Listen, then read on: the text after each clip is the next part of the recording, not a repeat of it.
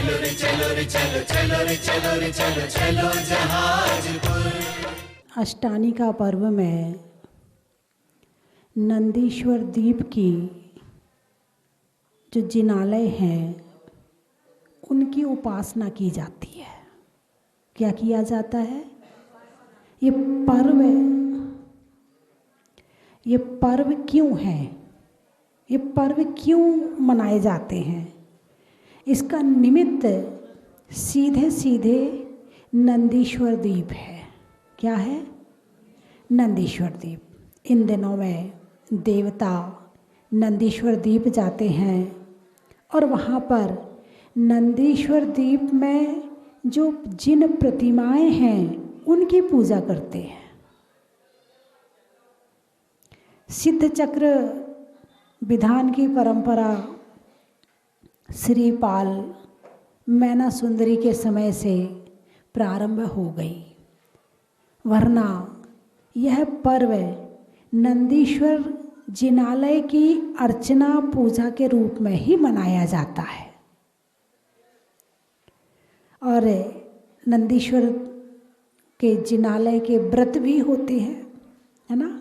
अभी तो आप लोग इसलिए कर रहे हो कि यहाँ पर सिद्ध चक्र विधान चल रहा है, इसलिए कर रहे हो, वरना तो अरे बोलिए ना, आप ये विधान कर रहे हो ना, कम से कम इतना कर लेना कि जब नंदीश्वर पर्व आए, अष्टानी का पर्व आए, तो रात्रि भोजन और आलू प्याज का त्याग कर देना। इतना कर सकते हो कि नहीं कर सकते हो? नहीं, बाबूजी आपसे नहीं कह रही, जो खाते हैं ना उनसे कह रही हूँ है ना। कम से कम रात्रि भोजन और आलू प्याज इतना त्याग कर देना। और यदि आपका निभ सके तो बाजार के खाने का त्याग कर देना।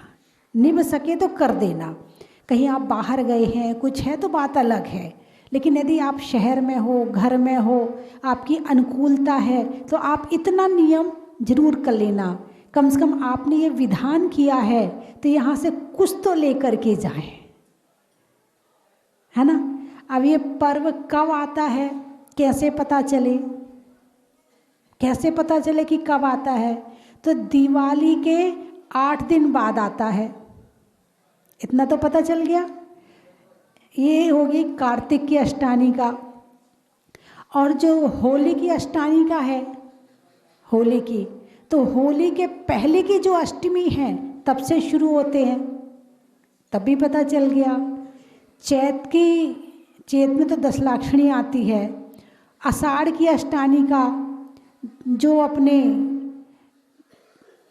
चतुर्मास स्थापना होनी है ना, उसके 8 दिन पहले वो अष्टानी का। ऐसे 3 बार आती। कार्तिक फागुन साढ़ के अंत 8 दिन माई। कार्तिक फागुन साढ़ के अंत 8 दिन माई। नंदीश्वर सुरजात हैं हम पूजे एठाई। कार्तिक, आषाढ़ और फागुन। अब आप कहोगे कार्तिक क्या होता है? जो हमारी युवा पीढ़ी है वो कहेगी हमें तो पता ही नहीं है ये कार्तिक क्या होता है, ये क्या होता, हमें नहीं पता है।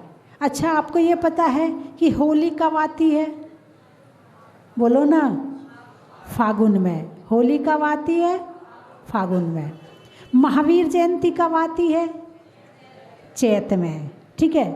अच्छा, और अक्षय तृतीया कब आती है? बैसाख में। बैसाख महीने का नाम है। ठीक है। अच्छा, और श्रुत पंचमी कब आती है? जेठ में। कब आती है? जेठ में। चतुर्मास की मंगल कलश की स्थापना कब होती है? आषाढ़ में। राखी कब आती है? सावन में। दशलाक्षणी कब आती है? भादों में। दशहरा कब आता है? आश्विन में, है ना। दिवाली कब आती है? कार्तिक में। इतना तो पता है ना। दिवाली कब आती है? कार्तिक में। और उसके बाद 2 महीने ठंडी के हो गए। लो, हो गए 12 महीने पूरे। कहाँ ये दिक्कत है? तो हमारी जो युवा पीढ़ी है जो हमारी बहुएं हैं, उन्हें ये 12 महीने के नाम जरूर याद करने चाहिए। आज से 200 साल पहले हमारे यहाँ यही महीना चलता था। ये जनवरी फरवरी तो थी नहीं, ये जनवरी फरवरी आई है जब से अंग्रेज़ आए हैं। मतलब ये जनवरी फरवरी हमारा नहीं है, ये इम्पोर्ट है, बाहर से आया है, बुलाया गया है, तो ये हमारा नहीं है। तो जो हमारा है हम उसको तो जाने। ये क्या बात हुई, हमने अपने को तो जाना नहीं और दूसरे का इतना पकड़ लिया कि अपना छोड़ दिया। इसलिए कम से कम 12 महीने के नाम हमारी युवा पीढ़ी को, हमारे छोटे बच्चों को ज़रूर याद होना चाहिए, ताकि उन्हें ये पता चले कि क्या हमारे यहाँ होता है। और जब उन्हें 12 महीने के नाम याद नहीं होंगे तो वो ये कैसे जानेंगे कि होली कब आती है। भाई हमारे यहाँ जितने भी हमारे त्योहार हैं वो अंग्रेजी महीने से नहीं आते हैं। अरे बोलिए ना, जितने भी, चाहे हमारे जैन धर्म के त्यौहार हों और चाहे हमारे किसी तरह के भी त्यौहार हों, वो कोई भी त्यौहार जनवरी फरवरी के हिसाब से नहीं आता है। कैसे आता है? अरे बोलिए ना, तिथि से आता है। तो भगवान के जो पंच कल्याणक हैं वो कैसे निकालते हो? जनवरी फरवरी से। भगवान का मोक्ष कब होता है? नवंबर में होता है कि अक्टूबर में होता है? तिथि से होता है। अब वो चाहे नवंबर पड़े और चाहे अक्टूबर पड़े, तो तिथि हमारे यहाँ मान्य है। तिथियों से ही हमारे यहाँ का कार्य चलता है। और जितना ज्योतिष है, ज्योतिष को तो जानते हो ना, मानते भी हो ना, जितना ज्योतिष है वो जनवरी फरवरी से नहीं है, वो सारा का सारा तिथियों से है। और जो चंद्रमा है वो कैसे चलता है? हाँ, वो तिथियां कैसे बनती हैं आपको पता है? अरे बोलिए ना, नहीं पता है ना? तिथि बनती है चंद्रमा से। चंद्रमा के 2 पक्ष होते हैं, शुक्ल पक्ष और कृष्ण पक्ष। इतना तो सुना होगा ना, कृष्ण पक्ष और शुक्ल पक्ष, ठीक है। जब कृष्ण पक्ष आता है तो चंद्रमा की एक एक कला राहु ढकने लगता है ना। और जब अमावस्या आती है तो राहु चंद्रमा को पूरे से ढक लेता है। फिर आता है शुक्ल पक्ष, फिर एक एक कला दिखने लगती, 16 कला, यानी वो जो लाइनिंग है ना उसे कला कहते हैं। फिर एक एक लाइनिंग दिखने लगती है। और जब पूर्णमासी आती है तो चंद्रमा पूरा हो जाता। पूर्णमासी क्या शब्द है? पूर्णमासी, मास पूरा हो गया। शुरू कहाँ से हुआ था? कृष्ण पक्ष से हुआ था। कहाँ खत्म हुआ? पूर्णमासी को हुआ। पूर्णिमा क्या कहते हो? पूर्णिमा, पूरा हो गया पक्ष, यानी 1 महीना की शुरुआत। जब भी अपना जो महीना शुरू होता है वो कृष्ण पक्ष से शुरू होता है और शुक्ल पक्ष में समाप्त होता है ना। अब तिथियाँ, अब 1 कला निकली है तो एकम, 2 कला निकली है तो दोज, 3 कला आ गई तो तीज, चौथ, पंचमी, छठ, सप्तमी, अष्टमी, नौमी, दसवीं, 11, 12, 13, चतुर्दशी, अमावस्या, फिर एकम, है ना, फिर एकम, फिर दोज, फिर ऐसे करते करते फिर पूर्णमासी। तो ऐसे ये फिर 12 महीने होते हैं, ठीक है। अब इसमें क्या होता है, कई बार 2 तिथि 1 बार हो जाती है, कई बार 1 तिथि 2 बार हो जाती है, होती कि नहीं होती है। लेकिन डेट में ऐसा नहीं होता। 1 का मतलब 1 ही है, 1 का मतलब 1 ही है। तिथि क्यों हो जाती है? क्योंकि तिथि चलती है चंद्रमा के अनुसार, चंद्रमा की चाल के अनुसार, चंद्रमा के कलाओं के अनुसार। तो जब घटता बढ़ता रहता है तो तिथि भी घट बढ़ जाती है। और इससे बढ़िया ज्योतिष और क्या हो सकता है कि जैसा ज्योतिष मंडल चल रहा है वैसे हम चल रहे हैं। तुम्हारे जो मुहूर्त निकलते हो, तुम ज्योतिषी के पास जाते हो, कैसे निकलवाते हो? डेट के हिसाब से या तिथि के हिसाब से? अरे बोलिए ना, तिथि के हिसाब से। भले आपको ना पता हो, लेकिन उन्होंने जो मुहूर्त निकाला है वो तिथि के हिसाब से निकाला है। चंद्रमा कहाँ है, सूरज कहाँ है, कौन सा जो मुहूर्त पड़ रहा, सर्वार्थ सिद्धि योग है, अमृत सिद्धि योग है, कौन सा रवि पुष्य योग है, कौन सा बढ़िया योग है, दीक्षा का कौन सा नक्षत्र है, और तुम्हारे घर में प्रवेश का कौन सा नक्षत्र है, शिलान्यास का कौन सा मुहूर्त है, सबका अलग अलग होता है। लेकिन तिथि में, डेट में ऐसा हो सकता है क्या? अरे बोलिए ना, डेट में ऐसा नहीं हो सकता है। तो इसीलिए आपको हिंदी महीनों के नाम, अपनी तिथियों के नाम और थोड़ा बहुत तो ज्योतिष आपको आना ही चाहिए। मैंने एक दिन और बताया था कि जो आपके सप्ताह में 7 दिन हैं, कितने दिन हैं? ये 7 दिन क्यों हैं? 8 क्यों नहीं है? प्रश्न क्यों नहीं पैदा होता आपके मन में? होना चाहिए ना, 7 ही क्यों है, 8 क्यों नहीं है? जो ये 7, वैसे तो 9 ग्रह जो अभी चल रहे हैं वो 9 ग्रह माने जाते हैं, ठीक है। लेकिन 7 ग्रह, 2 ग्रहों को ग्रह नहीं माना जाता, वो छाया ग्रह माने जाते हैं। एक का सिर नहीं है, एक का धड़ नहीं है, तो वो छाया ग्रह माने जाते। यहाँ पर वर्तमान में ज्योतिष में 7 ग्रह माने जाते हैं। तो 7 ग्रहों के अनुसार 7 दिन के नाम हैं। सोमवार चंद्र ग्रह, मंगलवार मंगल ग्रह, बुधवार बुध ग्रह, गुरुवार गुरु ग्रह, शुक्रवार शुक्र ग्रह, शनिवार शनि ग्रह और रविवार रवि ग्रह, सूर्य ग्रह। उस दिन इनका जोर होता है, उस दिन इनका प्रभाव ज़्यादा होता है। इसीलिए ग्रहों के अनुसार ये 7 नाम सप्ताह के रखे गए हैं। 7 के बाद 8वां दिन आता ही नहीं है। कितने महीने होते हैं? अरे बोलिए ना, हिंदी में कितने महीने होते हैं? हिंदी में भी 12 महीने ही होते हैं।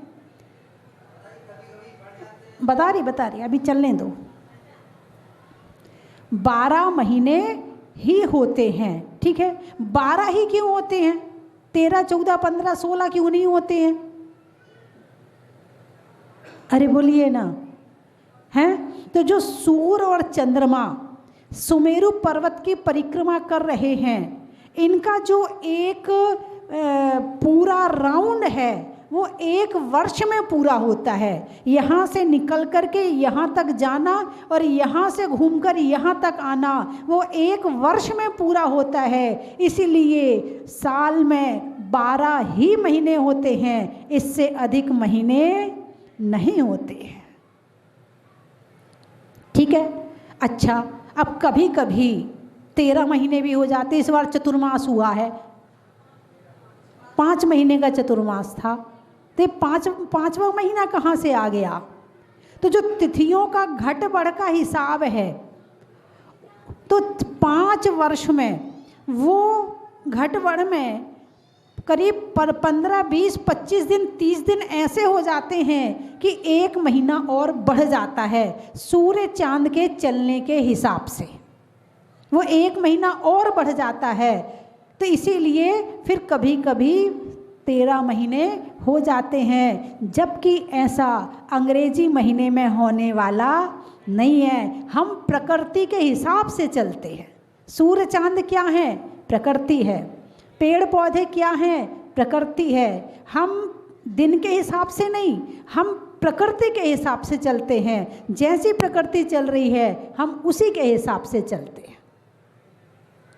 और आप देखना, जैसे ही अभी ये कार्तिक है, अभी तो अच्छी मीठी मीठी ठंड है, एक कार्तिक को जाने दो, लगने दो, क्या लगेगा अब इसके बाद?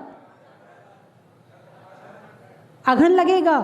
अघन के लगते ही ठंड शुरू हो जाएगी। जैसे ही पौष आएगा और ठंड शुरू हो जाएगी।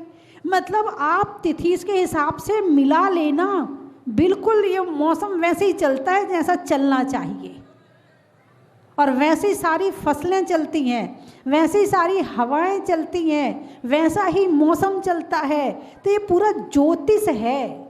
इसलिए आपको कम से कम ज़्यादा नहीं तो थोड़ा ज्ञान तो होना ही चाहिए।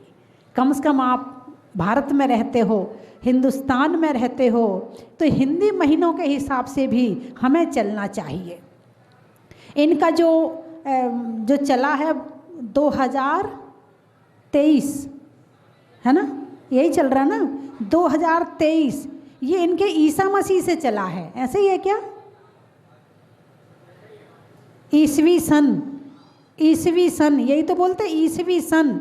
ईसवी का मतलब ईसा मसीह से चला है, लेकिन हमारे यहाँ हम वीर निर्वाण संवत से चलते हैं। वीर निर्वाण संवत का मतलब है जब भगवान महावीर मोक्ष गए तो हम उस हमारा संवत तब से शुरू हुआ। तो हमारे भगवान महावीर को मोक्ष गए 2550 वर्ष हो गए।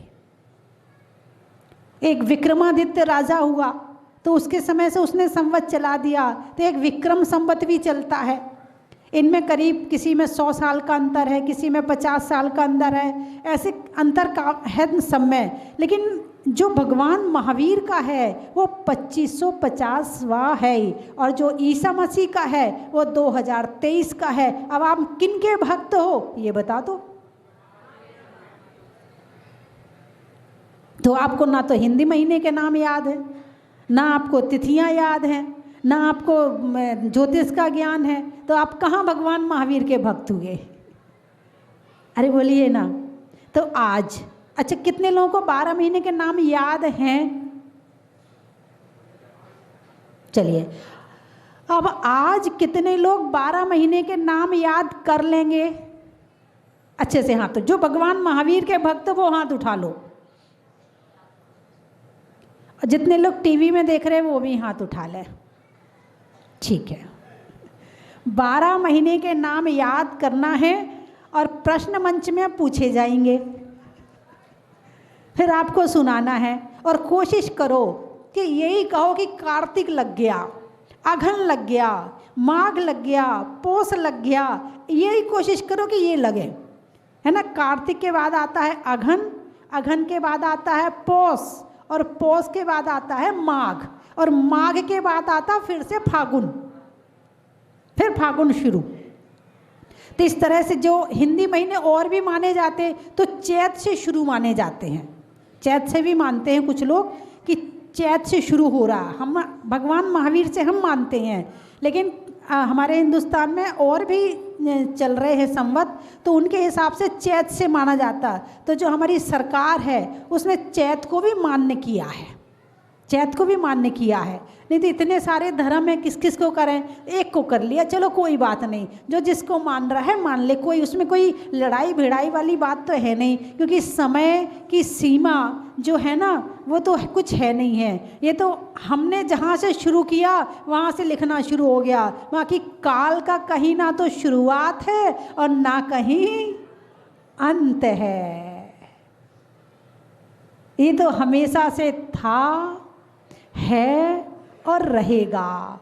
ये तो घंटा, घड़ी, मिनट, सेकंड, वर्ष, युग ये तो हमने बना लिए हैं। बाकी देखा जाए, यदि निश्चय से देखा जाए तो काल का कोई भेद नहीं, अखंड है, ये हमेशा रहता है। और यदि व्यवहार से देखा जाए तो 1 घंटा हो गया, 2 घंटे हो गए, 4 घंटे से विधान में बैठे हैं, ये हमने बनाए हैं।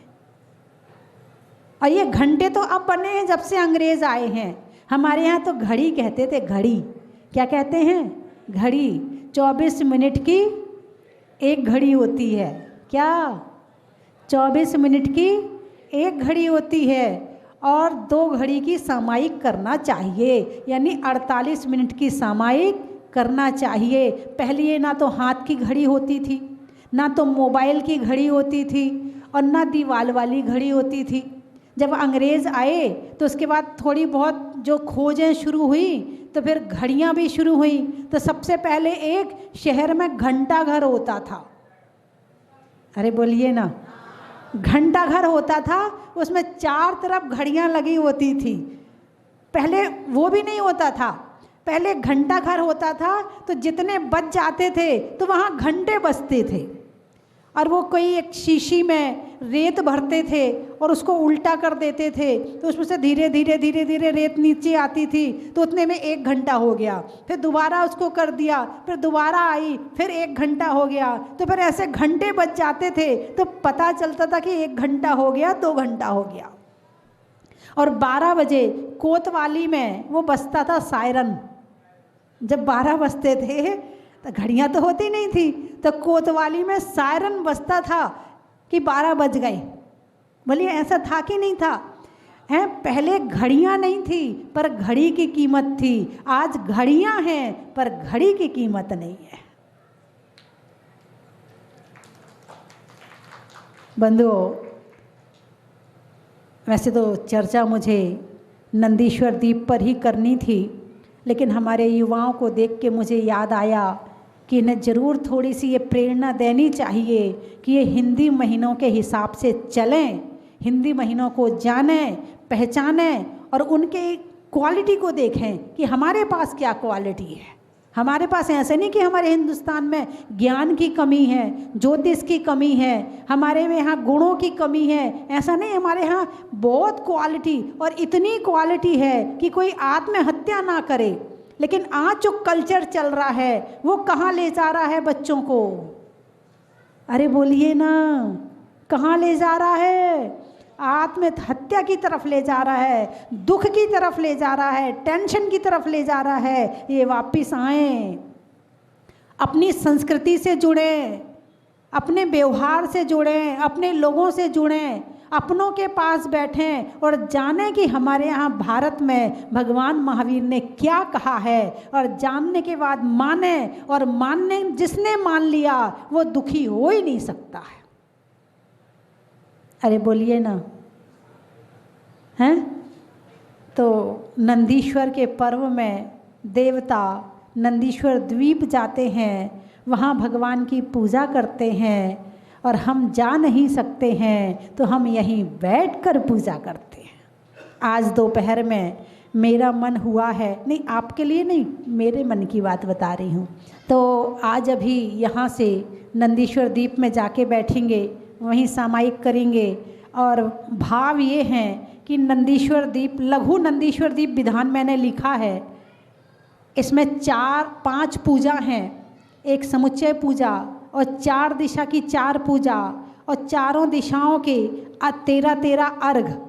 तो इस ये विधान 1 बजे से आज हम भाव बना रहे हैं कि ऊपर नंदीश्वर द्वीप में बैठकर ही करेंगे, क्योंकि ये पर्व नंदीश्वर का पर्व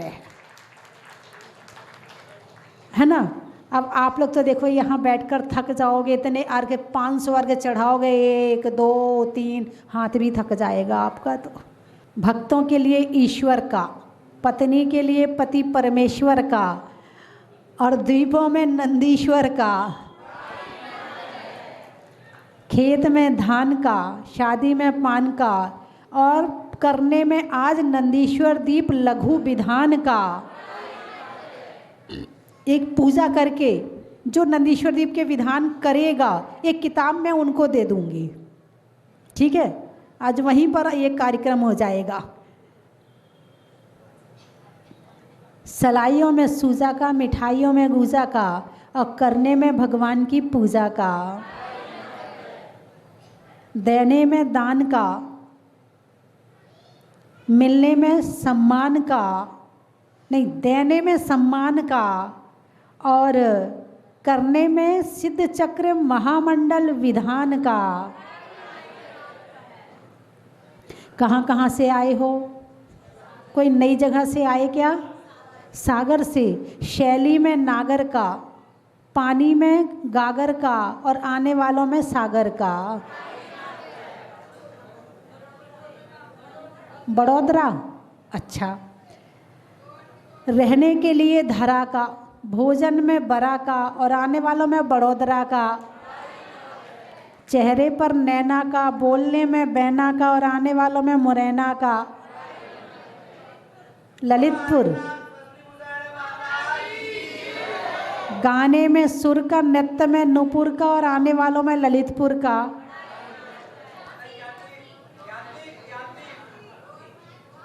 नहीं, झांसी तो बता दूंगी, नया नाम आया ये का। शरीर में शीर्ष का और आने वालों में ज्ञान तीर्थ का। अच्छा, ग्वालियर वाले आके खड़े हो गए, हम भी आए हैं। सुनने में ईयर का, छोड़ने में बियर का और आने वालों में ग्वालियर का। जंगल में नाग का, शहरों में बाघ का और आने वालों में चंपा बाग का। पल्ले में डगर का और आने वालों में देवेंद्र नगर का। पानी में समंदर का, त्रियंचों में बंदर का और आने वालों में स्वर्ण मंदिर का।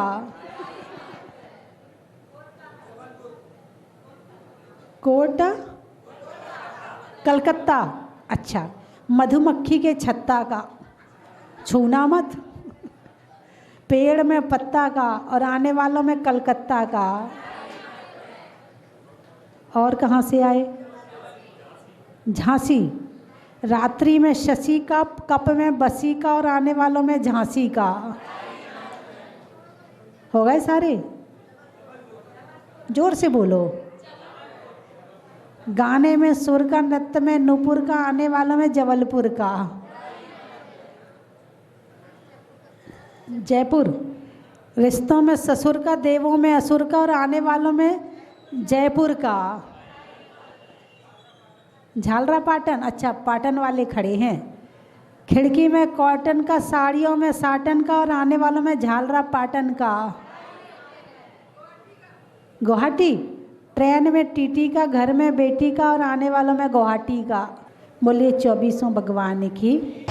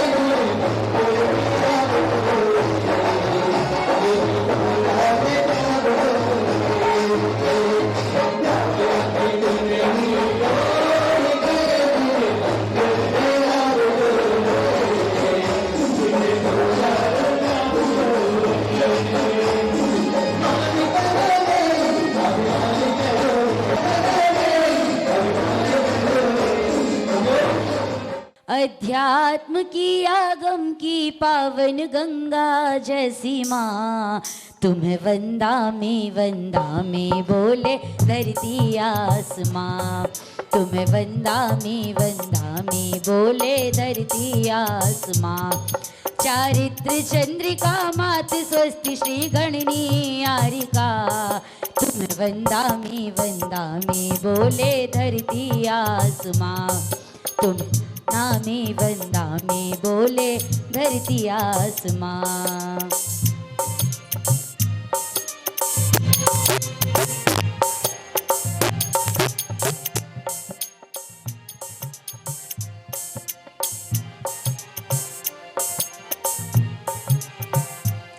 छवि दिव्य है परम अलौकिक, निद्रा है बड़ी मनहारी।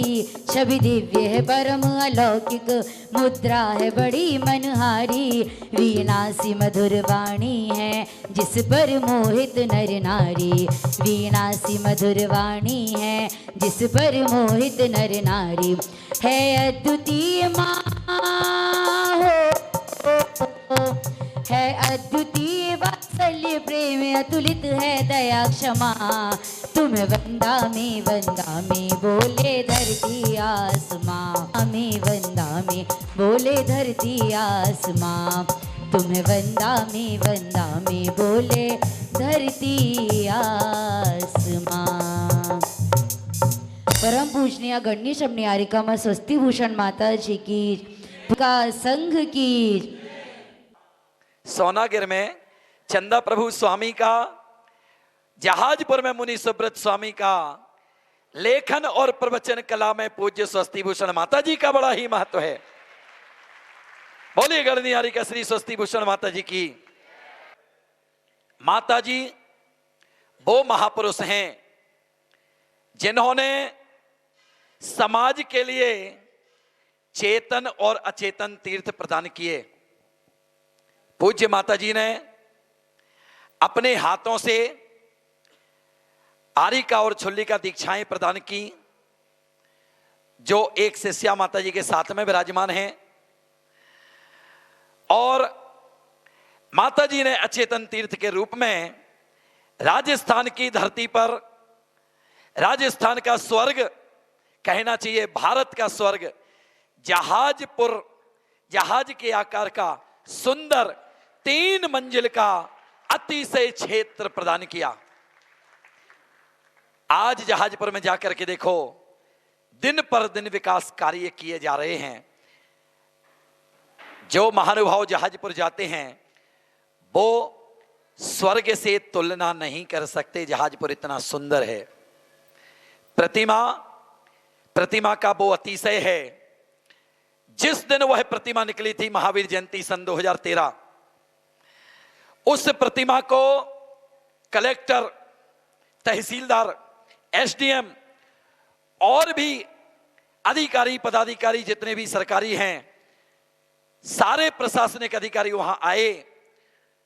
जैसे ही प्रतिमा धरती से प्रकट हुई, उन्हें पता चला और वो आए। उन्होंने कहा यह प्रतिमा पुरातत्व विभाग में जमा होगी, क्योंकि यह भूगर्भ से प्राप्त हुई है। महानुभावों, उस प्रतिमा को ले जाने के लिए पूरे शासन प्रशासन ने दम लगा दी। वह प्रतिमा अपने स्थान से नहीं हिली। उस प्रतिमा का मुंह आज जहां मंदिर बना हुआ है उस तरफ घुमा दिया। प्रतिमा इस साइड जाएगी। आप विश्वास नहीं करोगे, 4 व्यक्तियों ने प्रतिमा को उठा करके हाथ ठेले पर रख दिया और प्रतिमा चल गई और प्रतिमा जाकर के स्थापित हो गई। आज जहाजपुर अतिशय क्षेत्र बन गया। अतिशय भक्तों की भावना में होता है। माता जी ने भूगर्भ से प्रकट प्रतिमा के सामने भक्ति की, भगवान जी से निवेदन किया और भगवान जी के प्रति जो अपना समर्पण भाव किया, तो मुनि सुब्रतनाथ भगवान बोले, मैं जहाजपुर में उस स्थान पर रहूंगा जिस स्थान पर हमारे भक्त विराजमान करेंगे। महानुभावों, सुंदर अतिशय क्षेत्र उन्होंने तैयार किया। उसके पश्चात माता जी का 2023 का चातुर्मास, 2022 का चातुर्मास अतिशय क्षेत्र पदमपुरा में हुआ। माता जी ने पदमपुरा अतिशय क्षेत्र में मूल नायक प्रतिमा जी के ऊपर मुनि सुब्रतनाथ भगवान प्रकट हुए हैं। जब से हम बराबर निरंतर यहाँ पे आ रहे हैं, उनका अच्छे इतना भारी है कि हमको अपने आप ही यहाँ पे खींच के लेके आ जाते हैं। उसके बाद आज माता जी के पुकारपन से हमने जो शांति धारा की है, हमारा मन प्रफुल्लित हो गया। और आज मैं मेरे पूरे परिवार को विजयवाड़ा से, हैदराबाद से लेके आया हूँ और आज यहाँ दोपहर में दिन में विधान कराएंगे। मुनिवृषभनाथ विधान कराएंगे। आप सब भी उस विधान में जरूर जरूर पधारें। बोले मुनिवृषभनाथ भगवान की। आज हम विश्व की नंबर 1 प्रतिमा के दर्शन करने आए हैं। जितनी बढ़िया प्रतिमा है उतना ही सुंदर माताजी ने मंदिर को बनवाया है। बहुत बहुत गुजरात मुनिवृषभनाथ भगवान की जय। भगवान का अभिषेक देखने की ऐसी आदत हमको लगी है कि हम भगवान का अभिषेक के बिना रह ही नहीं सकते। हमारे बच्चे जो सुबह स्कूल जाते हैं तो सबसे पहले भगवान का अभिषेक देख के ही स्कूल की वैन में बैठते हैं। बहुत बहुत आभार स्वस्ति भूषणमती माता जी का, जो ऐसे भगवान के हमें दर्शन और लाभ मिलता रहे। धन्यवाद।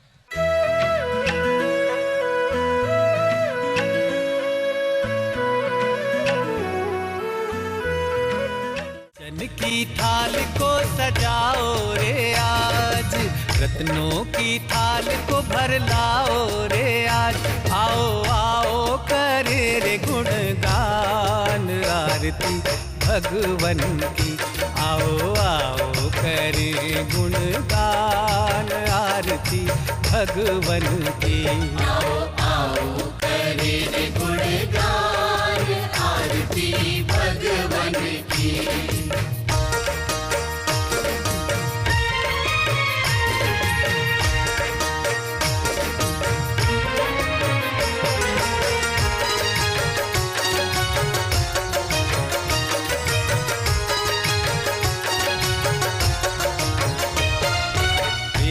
सुमित्र के राज दुलारे, माँ पद्मा जी के नैनों के तारे। पिता सुमित्र के राज दुलारे। अपने इस मानव भव को सफल बनाने का आपके जीवन में आया है अभूतपूर्व अवसर। स्वस्ति धाम प्रणेत्री परम विदुषी लेखिका भारत गौरव आर्यका श्री स्वस्ति भूषण माता जी की पावन प्रेरणा एवं मंगल आशीर्वाद से मध्य प्रदेश की धन्य धरा पर स्थित सिद्ध क्षेत्र सोनागिर के पवित्र पर्वत पर बन रहा है भव्याति भव्य सहस्त्रकूट जिनालय। आप अपने व अपनों के नाम से एक प्रतिमा अथवा एक से अधिक प्रतिमाएं विराजमान कर सहस्त्र पुण्य के भागीदार बने। एक प्रतिमा की न्यौछावर राशि 1,11,000 रुपए मात्र। अपनी स्वीकृति प्रदान करने हेतु दिए गए नंबरों पर शीघ्र संपर्क करें।